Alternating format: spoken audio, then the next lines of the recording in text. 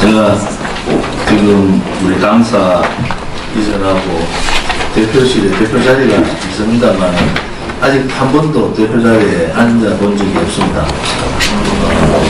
다음에 대표 대령부 잘 모셔가지고 우리 당이 원내 6단체 또 제1당하고 우뚝서는 그날 그분이 앉으면 좋겠다 이런 생각을 가지고 우리 지금 창당의 당직자 분들 또 창당 이후에 각 시도당의 제1기 시도당 위원장들 너무 많은 고생들 하시고 또 정당에 대한민국당의 90% 이상이 정당에 처음으로 가입한 분들 90% 넘습니다. 95% 되는 것 같아요.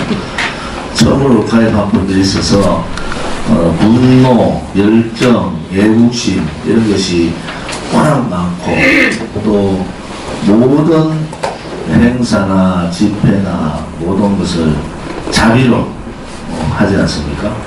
그래서 바깥에서 볼 때는 지난 토요일도 조선일보에 수만 명이 나왔다 이렇게 일면 기사에 났던데 그런 부분들이 저희들이 볼 때는 대한애국당의 존재를 아무리 감추려 해도 감출 수가 없다.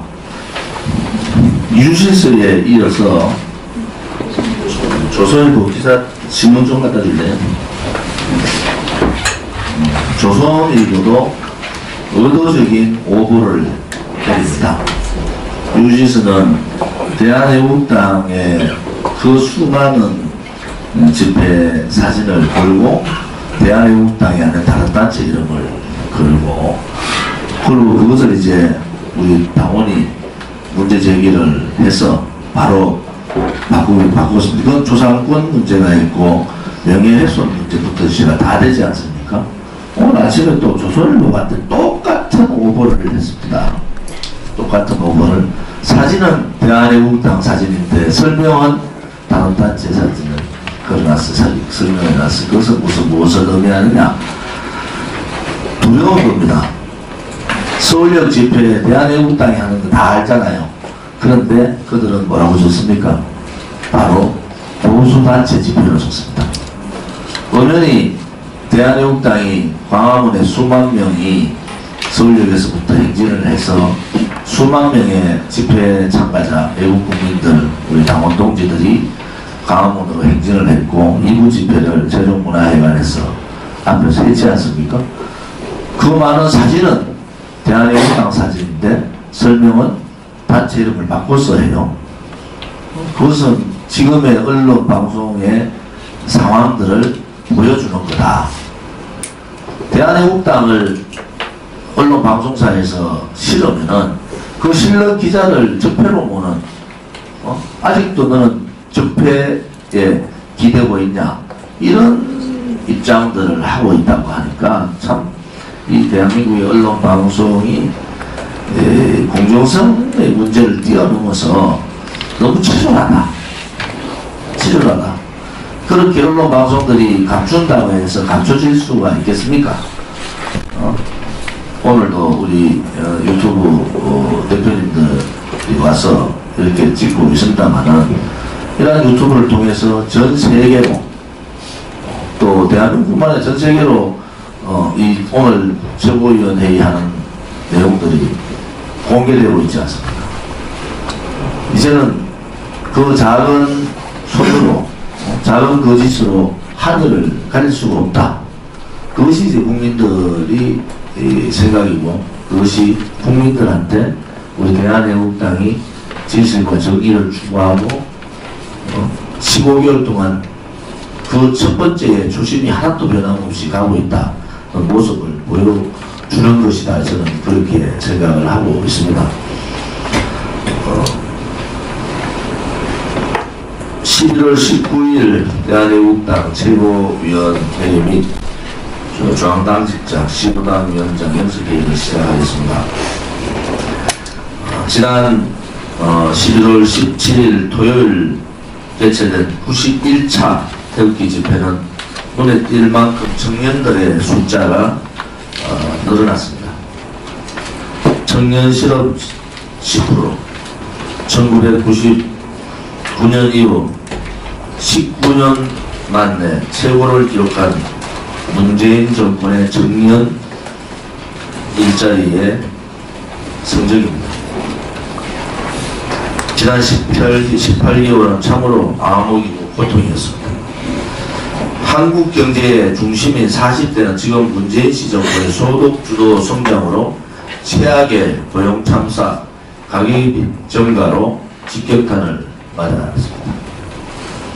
박근혜 정부 때 가계비 1000조를 가지고 지금의 집권 당인 더불어민주당이 얼마나 많은 공격을 했습니까? 가계빚이 1500조가 넘었습니다.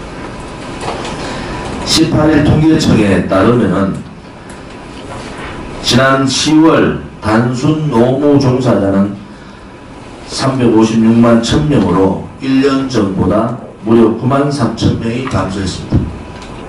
2013년 관련 통계 작성이 시작된 이후에 가장 큰 폭으로 줄었습니다. 단순 노무직은 그야말로 건설 현장에서 일일 근로나 주유소에서의 주유, 음식 배달과 같은 보조 업무 성격의 일을 띄고 있는 것이 그들의 일자리입니다. 우리나라 경제 구조 중에서 가장 경제적인 약자분들이 근무하는 곳입니다. 결국 서민을 거치다가 서민 경제를 무너뜨린 서민 경제 파탄 정권이 문재인 시 정권입니다.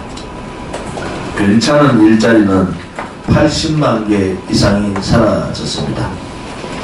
괜찮은 일자리를 만든다고 소득주도 성장, 소득이 성장을 이끌었다는 겁니다. 전 세계에 유례가 없는 이러한 논리를 가지고 대한민국 경제를 추락시켜버린 이 문재인 정권은 그야말로 적폐 정권입니다. 사실상 대한민국 청년과 서민의 적이 바로 문재인 정권이며 대한민국 경제의 재앙입니다. 지금 청년들 사이에서는 엠포 세대라는 말이 유행합니다. 엠포는 문재인을 포기한 세대라는 신조어가 유행하고 있습니다. 급속하게 늘어나는 대기 집회의 청년 참여를 위해서 대한애국당은 체계적이고 강력한 투쟁 방안을 마련하고 문재인 정권에 고통받는 청년 세대와 서민의 분노를 담아내겠습니다. 이번 주 수요일은 21일이죠. 오전 9시 국회의원회관 대회의실 약 600명 정도가 들어가고 전체적으로 한 1000명 정도가 입장 가능한 곳입니다.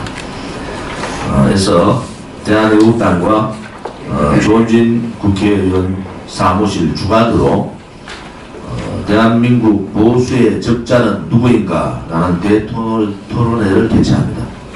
이번 토론회는 보수파의 위기이자 대한민국의 위기를 극복하고 대한민국의 정체성인 자유민주주의와 시장경제를 어떻게 살릴 수 있고 진정한 보수란 무엇인지를 고민하고 행동하는 자리입니다. 토론회의 축사는 이근계 법무법인 주원 대표 변호사님과 유진유 전미한인 회장님이 하시고 주제 발표는 성균관대학교 홍관희 교수님, 사회는 박태우 사무총장, 토론자로는 자유민주학계 이주천 회장님, 자유일보 박성문 대표, 법무법인 민주의 서정우 변호사, 우리 대한애국당의 인지연 수석 대변인이 할 예정입니다. 과연 대한민국의 정체성은 무엇인가? 우리는 이 논쟁을 피해가지 않습니다. 정면으로 돌파하겠습니다. 대한민국은 이 논쟁을 정면으로 승부할 것입니다. 대한민국의 정체성은 자유민주주의와 시장경제입니다. 거짓 촛불 쿠데타로 집권한 문재인 시 정권의 운명은 이미 실패로 결정났지만 대한민국 운명은 아직 대한민국 국민의 힘으로, 태극기의 힘으로 바꿀 수 있다는 희망이 있습니다. 지금 대한민국에는 수십 년간 보수라고 자칭하던 자유한국당이 국민의 마음속에는 이미 존재의 의미조차 없어졌습니다. 지금까지 보수는 비겁했고 나약했고 이기심만 가득했고 대한민국을 진정으로 대변하지도 못했습니다. 지금 보수라고 하는 정당과 정치인들은 자신들이 만든 대통령을 양심의 가책도 없이 불법 탄핵 동조하여 배신했고 심지어 거짓 촛불에 편성해서 자신의 정치 생명을 이어가려고 했으며 죄 없는 박근혜 대통령에 대한 불법 탄핵에 온몸으로 맞서 싸우다 현장에서 무려 4분의 대한민국 국민이 돌아가셨는데도 진실 규명은 그냥 애도의 말 한마디 하지 않는 것이 지금 자유한국당의 모습입니다. 심지어 대한민국의 정체적인 시장 경제가 촛불로 흔들리고 적폐로 몰리고 탄압받고 있어도 보수를 자칭하던 정당은 시장 경제에 대한 정치 수사라는 말조차 꺼내지 않고 있습니다. 대한민국이 좌파의 손에 넘어가 국민적 합의도 없는 상태에서 북한 김정은 세력과 북핵 평화쇼를 하고 있어도 장애투쟁다운 투쟁조차 하지 못하고 있는 것이 지금 자유한국당의 모습입니다. 스스로 웰빙 정당임을 자행하는 것입니다. 그들의 실체는 박근혜 대통령을 탄핵해버린 탄핵 세력이 자유한국당을 주도하고 있다는 것입니다. 대한애국당이 보수우파 정당의 적자임을 증명하는 소중한 토론회에 외국 국민 여러분과 당원 여러분의 많은 참여를 부탁드립니다. 드루킹의 실체가 법원에서 다 나타나고 있습니다. 16일 서울중앙법원에서 열린 김경수에 대한 두 번째 재판에서 김경수가 킹크랩 시범을 뒤끝자 책상 가운데에서 직접 지켜봤다라는 증언이 나왔습니다. 지난달 29일 열린 재판에서는 드루킹 일당 중 한 명인 솔본 아르타 양모 씨는 증인으로 나와서 김 지사가 경제적 공진화 모임, 경공모, 거사와 관련한 공격이 있으면 책임지고 방어해 주겠다고 했습니다. 경공모에 대해서 문 대표에게 보고했고 문 대표가 드루킹이란 닉네임을 알고 있다는 내용을 공유했다고 주장했습니다. 이제 대다수 국민들은 김경수가 드루킹과 공모해서 불법으로 박근혜 대통령 탄핵에 앞장섰고 이러한 불법 행위에 반드시 윗선에 있다는 것을 알고 있습니다. 주말에는 문재인 씨를 비방해 논란이 되어온 트위터 계정 해경궁 김씨의 소유자가 이재명 경기지사의 부인 김혜경 씨라는 경찰 수사가 나왔습니다. 박원순 서울시장이라는 자는 지난주 토요일 한국노총 주최 문재인 정부 규탄 대회에 버젓이 공개적으로 참석해서 노조가 편한 서울시를 만들겠다며 스스로 드디어 자기 정치를 본격적으로 시작했습니다. 더불어민주당 출신의 서울시장이 더불어민주당 출신의 문재인시 정부 규탄 대회에 참석하는 웃지 못할 사항들이 벌어지고 있습니다. 콩가루 집안도 이런 콩가루 집안이 없습니다. 문제는 문재인 정권이 망하는 것은 상관없는데 대한민국이 위기에 빠진다는 것입니다. 이제는 박근혜 대통령에 대한 불법 거짓 사기 탄핵의 진실과 그들의 실체가 명명백백하게 드러나고 있습니다. 대한민국은 거짓 뉴스를 선동하고 대한애국당은 거짓 뉴스를 선동하고 가짜 뉴스를 퍼나른 언론과 방송에 대한 구체적인 법적 조치를 준비하고 있습니다. 대한애국당 당원 여러분과 애국 국민 여러분의 많은 제보와 참여를 부탁드립니다. 대한애국당의 가짜뉴스 특별위원회에서는 가짜뉴스 팜플렛 제작을 거의 완료했습니다. 마지막 문구 조정이 끝나면은 이번 주 태극기 집회부터 가짜뉴스 실체를 국민들한테 보이는 그런 팜플렛을 만들어서 배포하겠습니다. 대한민국의 수도 서울에 있을 수 없는 일들이 벌어지고 있습니다. 대놓고 국가보안법을 위반하고 있는데도 불구하고 대한민국의 경찰과 검찰은 입을 닫고 있습니다. 그들은 대한민국의 경찰과 검찰이 아닙니다. 어제 18일 서울광화문 광장에서 김정은 서울 방문을 환영하는 백두칭송위원회가 또다시 집회를 열고 김정은 찬양에 앞장섰습니다. 지난 7일 광화문에서 결성 선포식을 연후 11일 만에 다시 도심 집회를 가졌습니다. 국민주권연대 등 좌파 성향 단체가 13개나 참여했습니다. 이들은 김정은 국무위원장 서울 방문을 환영합니다. 남북 정상 간 합의사항 이행으로 통일을 앞당기자는 편말을 들고 서 있었고 서울 방문 열렬 환영이라는 글자를 볼에 써붙이기도 했습니다. 심지어 연설대회에 참석한 대학생은 김정은 위원장의 목소리를 신년사로 처음 듣고 목소리가 좋다고 생각했다. 김정은 위원장은 화려한 음정가다. 천리안을 가진 게 아닌지 궁금했다는 등 찬양 일색이었습니다. 심지어 대학생 김모 씨는 김정은의 서울 방문이 이루어지지 못한 것은 남과 북을 갈려놓으려는 미국 때문이라는 등의 발언도 있었습니다. 드디어 반미로 돌아선 겁니다. 이 주사파 반미주의자들의 문재인시 정권은 근본적으로 반미주의자들입니다. 지금 좌파 방송인 KBS는 노골적으로 라디오 방송 광고를 통해서 김정은의 육성, 음성을 홍보하고 버젓이 김정은 사진도 게시하는 등 좌파 방송의 세뇌 방송으로 청년들이 북한에 대한 부정확한 인식을 퍼뜨리고 있습니다. 심지어 백두칭송위원회 블로그에는 김정은을 간접적으로 찬양하거나 거의 동정을 알리는 게시물들이 수두룩한 것으로 나타나고 있습니다.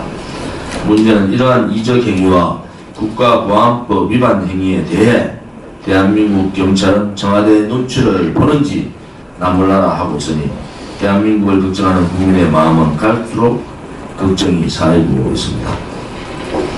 대한애국당은 친북 좌파 성향 인터넷에 대한 대대적인 전쟁을 선포하고 결코 대한민국 하늘 아래 이적 행위를 용서하지 않을 것입니다. 지금 그들은 김정은 방문 환영단을 구성한다고 합니다. 대한애국당은 김정은 적살 특공대를 모집하겠습니다. 북한의 인권 침해를 감도 높게 비판하고 즉각적인 인권 침해 행위를 중단하고 개선을 촉구하는 북한 인권 결의안이 15일 유엔 제3위원회에서 채택되었습니다. 결론은 뭡니까? 북한은 최악의 인권 탄압이라는 겁니다. 북한 인권 결의안은 지난 2012년, 2013년에 이어서 2016년부터 3년 연속 전원 동의로 통과됐습니다. 대한애국당은 북한의 실체를 바로 알고 북한의 인권 참상을 알리는 대국민 홍보 활동에 박차를 가하고 미국을 비롯한 우방국의 북한 인권 바로 세우기 인권 운동가들과 연대를 추진하겠습니다. 오늘 박태우 사무총장은 이와 관련 지금 일본에서 열리고 있는 국제회의에 그렇게 보죠. 박근혜 대통령께서 내일 옥중투쟁 600일째가 됩니다. 그 많은 600일 동안 누구도 접견하지 않고 누구도 한때도 말 한마디 안 하시면서 투쟁을 하고 있습니다. 가장 무서운 투쟁을 지금 하고 있으신 겁니다. 본인의 목숨을 걸더라도 이 거짓은 반드시 밝혀야 된다. 또 대한민국이 이대로 무너질 수 없다는 것을 무언으로 우리 국민들한테 전달해 주고 계십니다.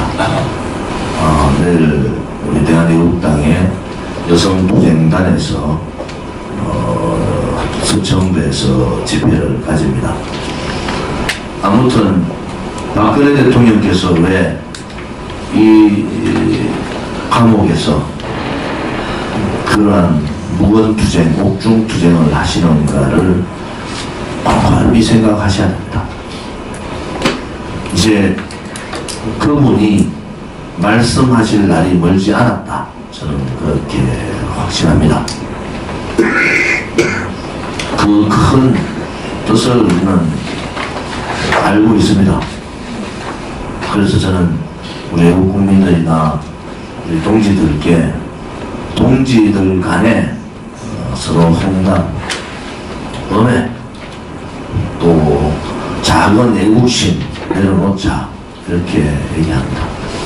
최소한도로 박근혜 대통령님을 구출하는 순간까지는 우리의 그런 작은 애국심을 내려놓는 것이 그것이 우리가 지금 해야 될 도리다. 저는 그렇게 생각합니다. 여러분들 지금 정치판 돌아가는 상황들을 보십시오. 빅텐트라는 이름 아래 박근혜 대통령은 과거니까 덮고 묻고 가자. 그 말은 뭡니까? 지금 탄핵 주도한 세력들을 면죄부를 주자는 겁니다. 탄핵 주도 세력에 대한 심판 없이 보수 우파가 살 수는 없다. 그것이 대한애국당의 생각 아닙니까? 태극기를 들었다고 다 같은 태극기가 아닙니다. 태극기를 들고 박근혜 대통령 구출을 얘기하면서 빅텐트를 얘기하는 사람은 잘못된 겁니다. 어떻게 태극기를 들은 분들이 죄 없는 대통령을 배신하고 등 뒤에다가 비수를 꽂은 자들한테 면죄부를 주는 그러한 얘기들을 할 수가 있습니까? 대한애국당은 우파 국민들의 생각을 여론조사를 통해서 우리는 봤습니다. 80% 가까이가 그들을 심판하라는 겁니다. 80% 가까이가 그들을 절대로 용서할 수 없다는 겁니다. 그것도 10,000명 이상이 자기 스스로 투표한 분들이 그렇습니다. 그 도도한 국민들의 생각, 우리 우파 국민들의 마음을 버리고 빅텐트를 친다? 그것은 정의가 아닙니다. 우리 민병구 박사님 말씀대로 그들이 거짓의 빅텐트를 치면은 우리는 정의의 빅텐트를 치겠습니다. 이 싸움은 반드시 우리가 이깁니다. 우리가 정의롭기 때문에, 당당하기 때문에, 행동하기 때문에 이깁니다. 이제 좌파 독재 정권이 노골적으로 대한민국을 민중민주주의 사회로 몰고 가고 있습니다. 이러한 절박한 대한민국 조국의 현실을 외면하고 그냥 정치인들 몇 사람이 모여서 하는 정치 보수는 끝난 겁니다. 이제는 우리가 보수 민중 혁명을 해야 됩니다. 우파 민중 혁명을 해야 됩니다. 그렇지 않고 그냥 말로 정치인 몇 사람 모아가지고 국민들은 다 돌았었는데 아직도 국회의원 한 번 더 하겠다고. 지금 자유한국당은 김무성 계파와 김무성 계파를 따라가려고 하는 계파밖에 없습니다. 이것이 현실입니다.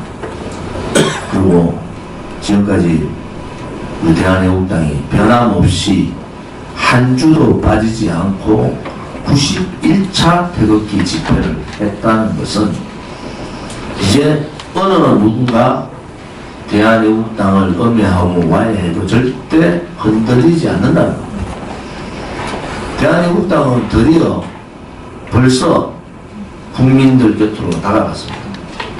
우파 국민들이 언론 방송이 이 조선일보라는 이 신문이 대한애국당 집회 사진을 실으면서 대한애국당 이름을 빼버리는 이러한 도발, 뉴시스라는 곳에서 대한애국당 집회를 실으면서 대한애국당 집회 사진을 실으면서 대한애국당을 빼버리는 이러한 도발, 그러한 도발을 하더라도 대한애국당은 죽지 않습니다. 더더욱 국민들은 더 많이 뭉칩니다. 우리를 음해하고 대한애국당을 의도적으로 실지 않는 보도, 방송의 도발에도 왜 서울역 집회에 지난주에 배가 모였느냐, 왜 젊은이들이 서울역 집회를 SNS를 통해서 모이기 시작했는가, 그것은 이 쓰레기 같은 언론 방송들은 알아야 됩니다. 그들이 적폐입니다. 언젠가는 그들이 적폐 세력으로 심판받을 것이라는 것도 분명히 말씀드립니다. 이제라도 언론 본연의 임무에 충실해 주기를 바랍니다. 중앙윤리위원회에서 여러 가지를 다 감안을 해서 한 거다, 저는 그렇게 믿고 있고요. 아무튼 제가 제2기 위원장님들한테 말씀드리는 것은 통합과 화합이 먼저다, 저는 그렇게 보고 있습니다. 태극기를 들고 이 싸움을 하는 분들은 적이 없습니다. 명백하게 해당 행위를 한다든지, 우리 당에서 지금 1년 15개월 동안 제명을 한 사람은 2사람밖에 없습니다. 왜? 그만큼 동지들이 소중하기 때문에 그렇습니다. 우리 중앙당 또 당대표로서는 아무튼 모든 부분들은 동지애를 가지고 동지의 눈으로 보셔야 합니다. 그래서 특별한 부분은 저희 중앙당윤리위원회에서 철저하게 조사를 하고 있다. 그것이 지방당에는 지방당은 없습니다. 시도당 위원장, 시도당이죠. 지방당이라는 없고 각 시도당하고 긴밀하게 어느 정당에서 시도당 위원장님들하고 매주 이렇게 회의하는 정당 없습니다. 우리는 대한애국당은 그야말로 스스로 자강했는 당입니다. 스스로 자립했는 당입니다. 스스로 자주하는 당이거든요. 그래서 시도당 위원장님들의 의견을 굉장히 중요시 여기고 합니다. 그렇지만 제2기는 통합과 화합의 방점을 두어달라, 다시 한번 당대표로서 말씀을 드립니다.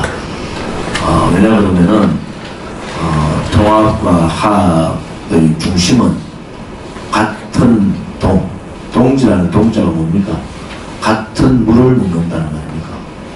같은 생각, 같은 이념, 같은 열정, 분노조차도 같은 겁니다. 그래서 넓은 마음으로 임해주시기를 바라고, 당의 철저한 여러가지 해당 행위에 대한 부분은 철저하게 상벌을 하도록 하겠습니다. 제가 수많은 엄해를 받잖아요. 근거도 없는 정말 많은 엄해를 받잖아요. 그런데도 지금 우리가 15개월 동안 당에 제명 딱 2사람입니다. 시도당 위원장님들이 그걸 참고를 하셔야 돼요. 시도당에 저보다 더 음해 받는 사람 있습니까?